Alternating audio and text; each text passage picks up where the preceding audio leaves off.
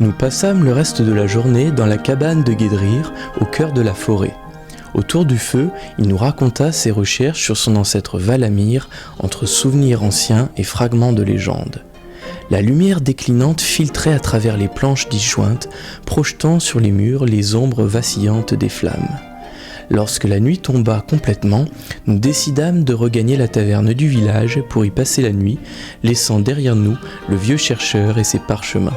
La fraîcheur matinale s'accroche à votre peau, transportant le parfum de la terre humide et des nouveaux départs. Le groupe avance tranquillement, perdu dans ses propres pensées. La fraîcheur matinale s'accroche à votre peau, transportant le parfum de la terre humide et des nouveaux départs. Le groupe avance tranquillement, perdu dans ses propres pensées. Guédrir, qui monte à côté de vous, semble perdu dans la nostalgie, les yeux fixés sur l'horizon. La rivière d'Olmar s'étend devant vous, son doux débit reflétant le calme après la tempête des secrets partagés. Vous repensez aux innombrables cartes, diagrammes et histoires sur lesquelles Guédrir s'est penché, essayant de mémoriser chaque détail. Le poids des responsabilités s'alourdit à chaque kilomètre, mais vous n'êtes pas seul. Derrière vous, Corvar chevauche avec une intensité tranquille, sa rudesse habituelle tempérée par un sens du devoir. Eldar, la tête haute, balaie les alentours du regard, toujours vigilant. Tavnar discute doucement avec Lizar, qui joue distraitement avec la corde de son arc. À l'approche de Dagar, le paysage familier vous apporte un mélange de réconfort et d'appréhension. Bientôt, vous retrouverez les autres recrues, ignorant le véritable but de votre quête. Comment parviendrez-vous à concilier ces deux chemins, la mission officielle et la mission secrète, cachée sous vos yeux? Guédrir rompt le silence d'une voix à peine plus forte qu'un murmure. Souviens-toi, Kalar, la clé reste notre secret. Pour l'instant, ces paroles flottent comme une brume, vous rappelant que même entre amis, certains secrets doivent rester dévoilés. Le chemin du retour serpente le long de la rivière d'Olmar, encore gonflée par la fonte des neiges. Le soleil de fin de matinée nous éclaire, projetant une douce lueur dorée sur les collines. Nous chevauchons tranquillement, les chevaux halètent, et nous plaisantons entre nous. Le moral est au beau fixe. Dagar n'est pas loin, peut-être à seulement 2 heures. Tavnar ouvre la marche, son aigle, Aérar, perché sur son avant-bras gauche. L'oiseau observe les environs, son regard perçant balayant les fourrés et les branches. Depuis un moment, j'ai remarqué que Tavnar parle moins. Il garde les yeux fixés sur la lisière du bois, tendu. Le silence devient étrange, presque oppressant. Seuls nos sabots heurtent la terre détrempée, et le murmure de la rivière accompagne notre progression. Soudain, Aérar déploie ses ailes dans un cri strident et s'élève vers le ciel, battant l'air avec force.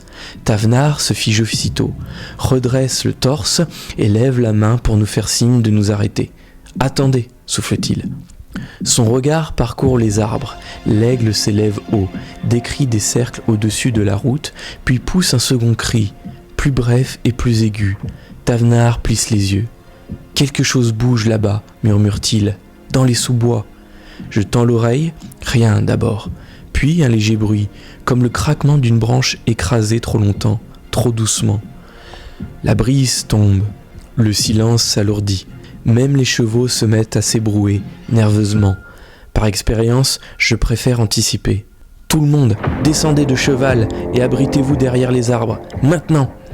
« Guédrir, reste derrière nous !» Votre instinct vous réveille et vos compagnons réagissent promptement, confiants. La main d'Eldar saisit instinctivement la poignée de son épée, tandis que le visage de Corvar se durcit, son regard scrutant les alentours. Lizar descend rapidement de cheval, dégaine son arc court et décoche une flèche. Guédrir, pris au dépourvu, cligne rapidement des yeux, la confusion gravée sur son visage. Mais il s'empresse d'obéir, poussant son cheval derrière un chêne voisin. Tavnar resserre son gant de fauconnier, les doigts crispés. Il siffle. Aérar voit quelque chose, restez vigilants. L'aigle survole le ciel, ses cris perçants se faisant plus pressants. L'air se fait plus tendu, chaque bruissement de feuilles vous fait frissonner. Le bruit s'amplifie, presque imperceptible, mais indubitable. Des pas, plusieurs pas, un crissement dans les sous-bois, posé et silencieux. Vous êtes tout prêt à passer à l'action. La question reste en suspens. Qui est là et que veulent-ils ? Je me tourne vers mes amis qui scrutent le moindre mouvement. Guédrir fronce les sourcils, sentant lui aussi le danger approcher. Même nos chevaux derrière nous s'impatientent. Je regarde Tavnar, dont le regard oscille entre le petit bois et son aigle qui tourne au-dessus. Tavnar, avec moi, nous allons faire une reconnaissance. Mais reste dans les bois, à couvert. Es-tu prêt ? Suis-moi. Les autres, restez ici, protégez Guédrir et tenez-vous prêts. Je commence à avancer discrètement dans les bois, l'épée au clair. Tavnar sur mes talons, attentif au moindre mouvement suspect. Tavnar vous emboîte le pas et hoche brusquement la tête. Il murmure « Aérar, continue à surveiller ». L'aigle obéit, prenant de la hauteur, son regard perçant fixé sur la lisière des arbres. Vous disparaissez tous deux dans l'ombre de la forêt, les feuilles craquant doucement sous vos pieds. Les arbres semblent se refermer sur vous, projetant des ombres tachetées qui perturbent votre vision. Chaque craquement de brindilles vous fait sursauter, chaque souffle de vent fait battre votre cœur. De son côté, Corvar serre fermement sa hache d'armes, se tenant aux côtés de Guédrir. L'épée d'Eldar est à moitié dégainée, prêt à se défendre. La flèche de Lizar est encochée, son regard scrutant les arbres, à l'affût du moindre signe de danger. Tous sont tendus, attendant votre signal. Au loin, les bruits d'une approche furtive se font plus clairs, quoique toujours étouffés. Quiconque approche se rapproche. Je continue d'avancer prudemment dans le petit bois, quand soudain, on entend des hommes siffler. J'aperçois un homme cagoulé avec une épée sortir de sa cachette derrière un arbre devant nous. Je décide de charger, mais Tavnar me retient in extremis en m'agrippant par le cou et nous faisant tomber tous deux sur place, tandis que 2 flèches venant de notre gauche effleurent ma poitrine et ma tête et se plantent sur le tronc à ma droite. Je me relève et on voit arriver une 12aine d'hommes, dagues, épées et lances à la main. Ils nous chargent. Cette fois, on est prudent et nous protégeons notre flanc gauche en se positionnant derrière 2 arbres touffus. Je siffle mes amis pour qu'ils viennent en renfort. Ça y est, le combat commence. J'attrape Tavnar qui veut combattre à mes côtés. Tavnar, va protéger Guédrir. Les autres vont arriver. Vas-y. Les yeux de Tavnar s'écarquillent, déchirés entre sa loyauté envers toi et son devoir de protéger le vulnérable érudit. Mais il hoche la tête, s'arrachant à contre-cœur. Sur un ordre murmuré, Aérar fonce sur Guédrir et ses compagnons qui l'attendent. Seuls, vous affrontez l'assaut, les arbres servant de bouclier. Les assaillants vous encerclent, leur nombre étant écrasant. Vous parez les coups, esquivez les coups mortels, le cœur battant la chamade. Votre sifflement résonne à travers la forêt, se propageant avec urgence aux autres. Derrière vous, Tavnar court en arrière, criant à Guédrir « Reste prêt !» Il se place, protecteur, devant le vieil homme, les yeux rivés sur la lisière des arbres, prêt à intercepter toute menace. Guédrir s'accroupit, tremblant, la poitrine serrée. Eldar surgit des sous-bois, l'épée flamboyante, suivi de près par Corvar, sa hache de guerre tournoyant. Lizar émerge le dernier, son arc court vibrant, tandis qu'il décoche des flèches dans la mêlée. Ensemble, ils forment un mur d'acier, repoussant les assaillants. Mes mouvements sont agiles, rapides et précis. Je recule, fais des pas de côté, zigzag entre les arbres, ce qui déstabilise mes assaillants qui finissent par se gêner entre eux. J'encaisse les coups du premier et je contre-attaque en lui coupant la main. Les autres se jettent sur moi et je recule à nouveau. Mes amis arrivent enfin en renfort. Corvar se jette le premier dans la mêlée et fend le crâne d'un autre avec sa hache, tandis qu'Eldar embroche celui qui est venu attaquer Corvar sur son flanc. Lizar, à l'arrière, décoche plusieurs flèches et traverse l'épaule de l'un et transperce le cou de l'autre.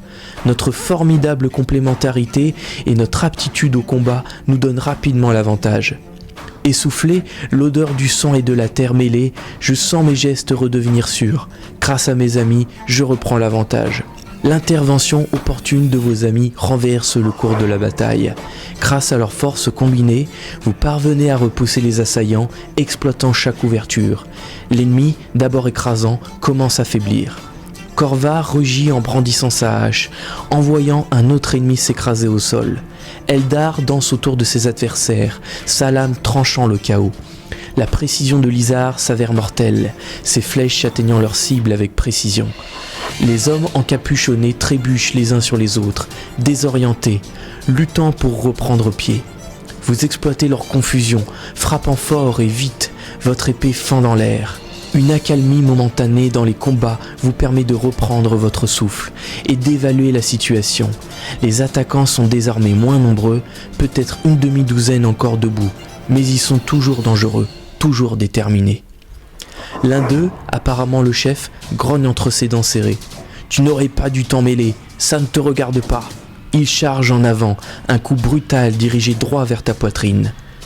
Je pars son coup avant de contre-attaquer.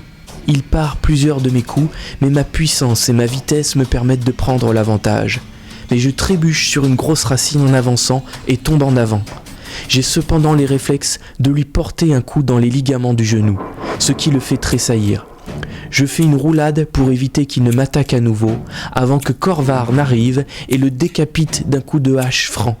Les deux derniers bandits, voyant que tout est perdu, s'enfuient à toute vitesse et disparaissent dans les bois.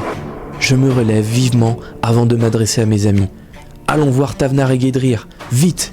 Vos amis se précipitent à vos côtés, le soulagement se lisant sur leur visage lorsqu'ils vous voient indemnes. Eldar rengaine son épée, l'air sombre. « Ça va ?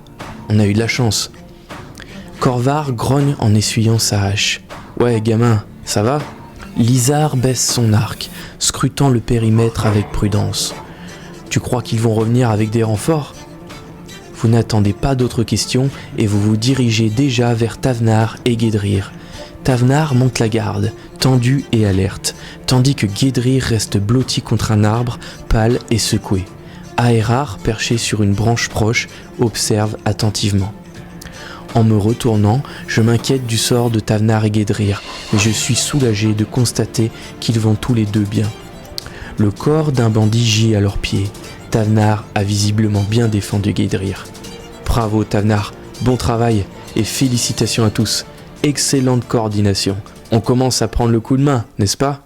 Tavnar sourit, visiblement fier de lui.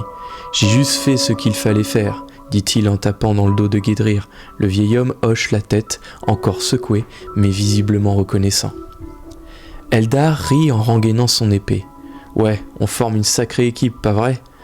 Corvar hoche la tête d'un air bourru, sa rudesse habituelle adoucie par une pointe de satisfaction. On a tenu bon, c'est sûr.